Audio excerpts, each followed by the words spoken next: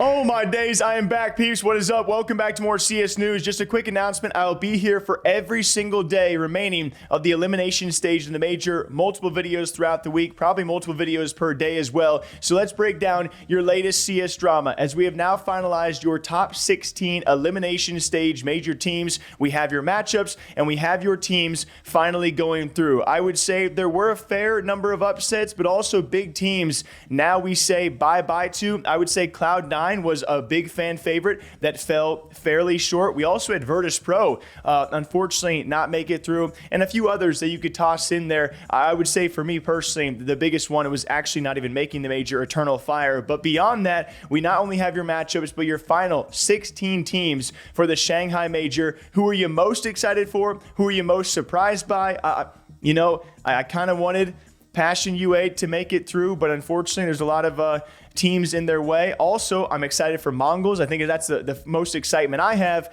And NA teams, we might just be back. I know there are other players on the team, but if there's one NA guy, that's an NA team in my mind. But to give you guys some closing matchups, it's unfortunate talking about NA. We have Big, who take down Complexity to mark their 15th seed and making the elimination stage. Might be left out of the picture in this final round. He's landed 2 tags downrange. We wondered if Floppy's redemption arc was too late. I was going to say it could be right here, right now. But Big actually bail. 30 seconds, they climb back up Catwalk. They go into the heavier side of the two. But these guns are not good. It's a pistol on long. There's no lurker for Grim. He can't upgrade. He's irrelevant in this round. It's frankly up to a Liege with a FAMAS. Molly from JT buys you a few more seconds. This is a final second push out of Big. 15 left on the clock. Molly's rain in. JT forced wide. And Liege bested. A-site crumbles. Plant with seconds to spare. Grim never gets the chance to play. And Halzerk's going to get cut down on this rotate through middle. Big rally the troops. They answer the call. They earn this now twice over. Besting Complexity, going on a recover from this slow start. Tabson's got that resilience. And for Halzerk, 25 kills deep. This is the sourest of notes, as he will fall here at the hand of Big's captain, Germany's captain. Tabson has taken Big to an elimination stage, a feat not achieved since Rio all the way back in 2022. Big. Then we had MIBR, who completely rinsed FlyQuest, but hey, FlyQuest, you still made the major. You went to 2-2 bracket. I would say a fairly good run out of the Asian Pacific region, but MIBR clearly the better team. You've got 2 players. Oh, nice pressure. Ince isn't going to shy away from it, but it also is an open invitation for the follow-up of Made in Brazil. Ince forced out, but Wild Blind. Drop is still able to get back man advantage, and the pressure will not stop. The onslaught continues. 3 players emphasizing short. Liaz looking somehow to recover. It's a slide out from Drop. It's another assist off of the flashbang. Drop looking to be the difference maker inside sight. He's got Insani right behind him. More America's teams than ever. And for the second time in history, 3 Brazilian teams will step forward into the top 16. But those 2 moments in history, back to back. It was slots given to the Americas region by Brazil in Copenhagen.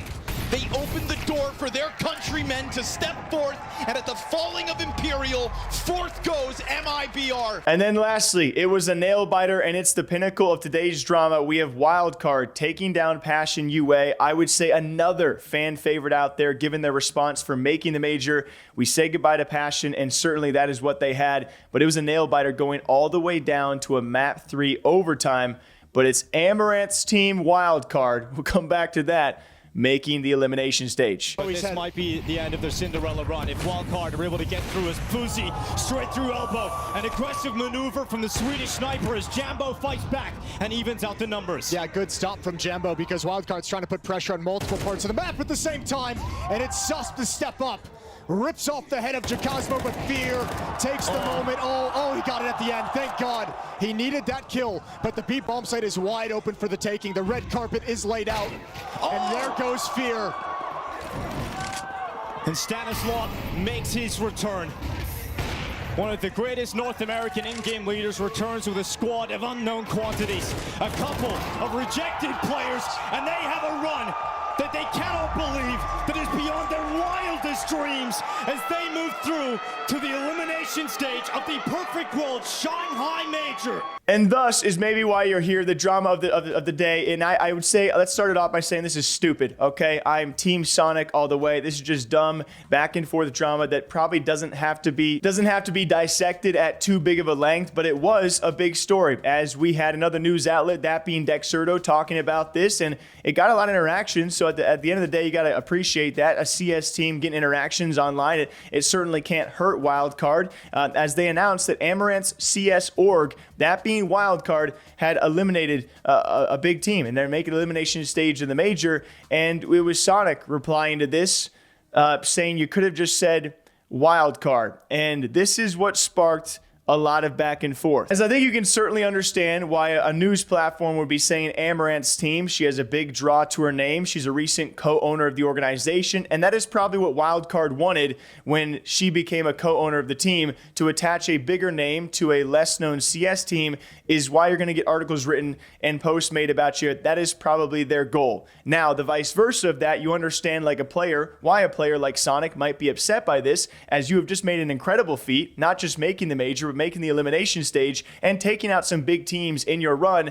As a player, you're like, yo, maybe you're a little sick of hearing people describe it as Amouranth's team Wildcard when you're just playing for Wildcard, right? Sonic's not there for the co-owners. He's there to progress Wildcard even further. So maybe seeing all these headlines rubs you a bit of the wrong way, and just say our team name, which is Wildcard, which I can understand both sides. Where it got kind of weird is when Amouranth then responded to all of this and said, don't bite the hand that feeds you, which I was like, dude, that is one of your players. And if you have the context of what he was responding to and understand his perspective, I don't think he meant any ill will towards you. I really don't. The guy's just made an incredible major run, progressed even further. I don't think a run that people expected him to make, and he just wants the team to be called its team name. And again, I understand though why Dexerto did what they did, because I've also done similar things, attaching a big name to a lesser name, and you're going to get more interactions and everyone wins. So for me, this feels like something that should have been a private discussion, but then they go back and forth and Sonic is having to explain, hey,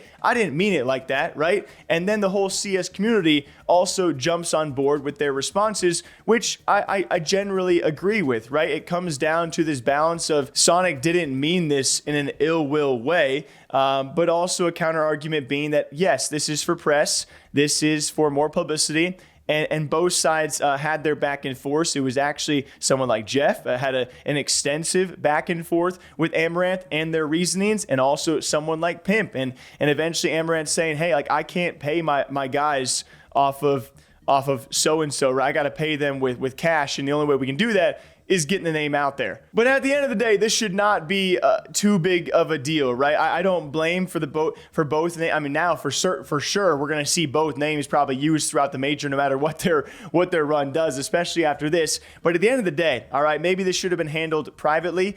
Sonic also saying that the original Dexerto tweet was edited and it originally said only Amouranth CS team, which I believe is incorrect. So that does not help his case. But I don't believe he meant it in some ill will towards one of his co-owners in Amouranth. I think he was just feeling pretty passionate about the run they're making, kind of being not misleveled, but maybe, taking a step down by attributing that to having it be Amouranth's team when it's them. It's them playing the game. So at the end of the day, Wildcard's achievement should be the focus here. Maybe this should have been handled privately, and I don't think it should be that big of a deal, hopefully. Like, we get it, Amouranth. You cheer on your team, and that's all good and dandy, and this is good publicity. But to then, the weirdest part of all this for me was, like, don't bite the hand that feeds you, and saying that publicly.